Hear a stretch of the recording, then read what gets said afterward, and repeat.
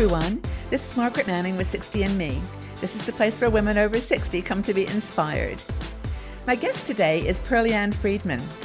Pearl-Ann has had a career in IT consultancy for many years and has recently made a move to Thailand, where she is living a very interesting, fascinating life. And very welcome to the show, first of all, Pearl-Ann. Thank you for having me.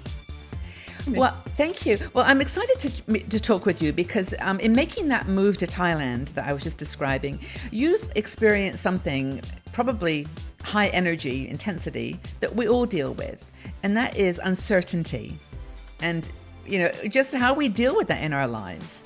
And I know from your story that you've got some wonderful, a fascinating lens on that. And I'd love you to chat with us about it. So how do we deal with uncertainty in life, according to Pearl-Ann? Well, I think the first thing we have to do is accept it. There is going to be uncertainty, and we really want that, because if we knew everything that was going to happen, we'd be bored out of our minds. But yet, uncertainty can be uncomfortable. So you have to look into yourself and realize what your limits are and how far you can go, and think about, okay, something goes bad. How would you handle it? If I'm here in Thailand and there was a coup last year and I was here during martial law, how did I handle it? Well, I chilled and I just did what they told me to do, which was just being home at 9 o'clock. It wasn't a bad thing. Yeah. So I looked for what is the reality, not what if to the nth degree, where I'm being hauled away by the police. No, that's not reasonable. Always be reasonable. Control your imagination. I think that's a really good one, is control your negative self-talk and your imagination, because I think people that worry a lot are what if people. Well, what if this happens? What if that happens? Which kind of creates more anxiety and uncertainty because you don't know what's going to happen. Yeah.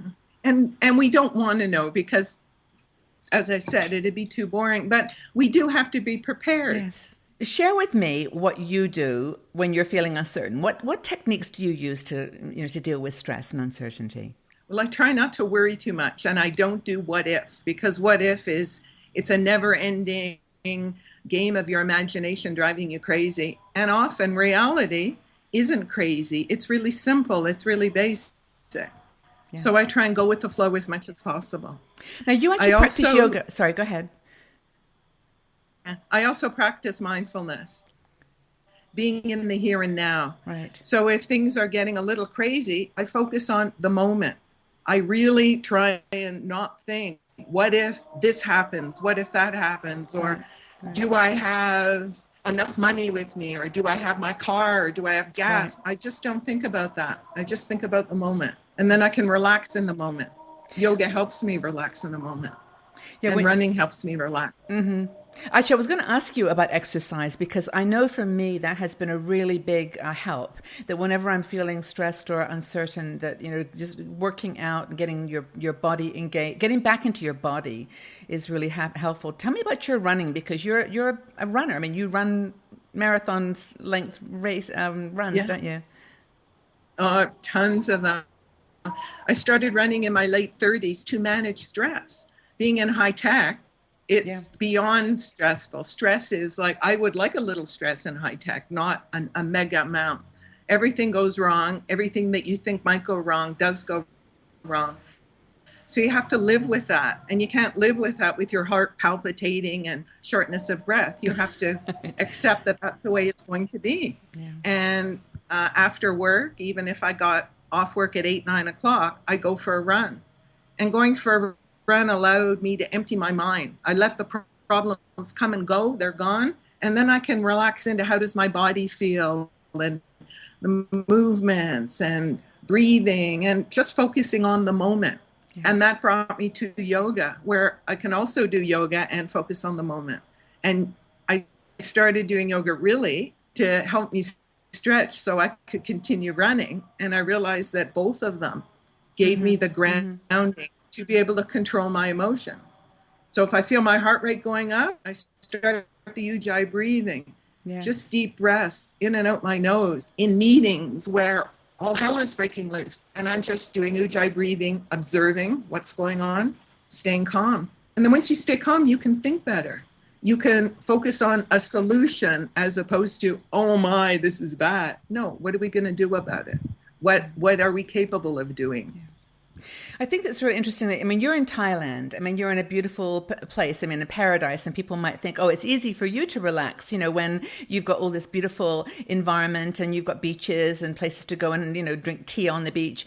But you recently had a political upheaval, didn't you, in Thailand? And so you've had to deal with that kind of uncertainty as an expat as well. Yeah. And there was a military coup little over a year ago, and we really didn't know how that would impact us. Now, I am on a remote island, so I wasn't worried about the army coming in, but yet I am in Thailand and I respect the system here. I don't try and make it my system. And thought, I live in a house, I can stay in my house, I can go to the market and get groceries. I'm not causing anybody any problems. So I wasn't really worried, but there were some expats here that were really going crazy and left because they were so worried about what was going to happen. But I couldn't understand what they thought was going to happen. I think they let the what if get carried away. Yeah, I think that is, if there's one thing I would take away from this conversation with you, it's that the best way to deal with uncertainty is to just stay in the moment, deal with things as they come up, be flexible, and not to have this negative self-talk. In the article that you wrote for us, for 60andMe, on this topic, you gave 6 really great ways to deal with uncertainty, and I would encourage people to read the article because I think that you, even though you're in a remote place, you still deal with life in the same day-to-day, challenges. And I wanted to ask you, though, before we close, on one thing about relationships, because when I think about uncertainty in my life, I worry, about my family, about my friends, about what if this happens, what if there's a, earthquake in Seattle, what if, and when you're not close to your friends, you're physically, how do you get grounded? Because you tend, at least I do, tend to panic a little when I don't see them, when I can't engage. They're in a different time zone or different place. And I know you've got family in Canada. So how do you deal with that? Well, for the people I'm close with, I speak to them regularly. Yeah. So Saturday night or Sunday morning, I'm Skyping with my friends, and that's a regular thing. And if somebody's not going to be available, we tell each other. So we tend not to worry. Or that's how I control it. I know I will speak to them on the weekend or every second weekend. And I leave it like that. Mm-hmm. If there's something special going on in our lives, we might be texting or Facebooking or doing something. But I think staying in touch, but not too close, but yet enough so that what's going on. Yeah. Special occasions are different. But I think an important thing also is to have confidence in yourself, that you can handle whatever situation happens. Yes.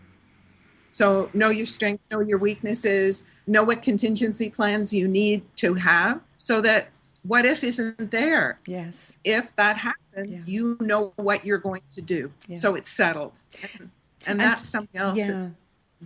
And I think also to know the triggers, like you say, to know the things that may set you off, and be informed. I think that your technology background obviously helps you there because you're comfortable with technology, with all the social media, with Skype. But I would encourage other women who are watching, to see that as a positive way to assuage some of that uncertainty. Anyway, it's great to talk with you. I'm inspired by your lifestyle and your strength of character, and it's really inspirational to talk to you.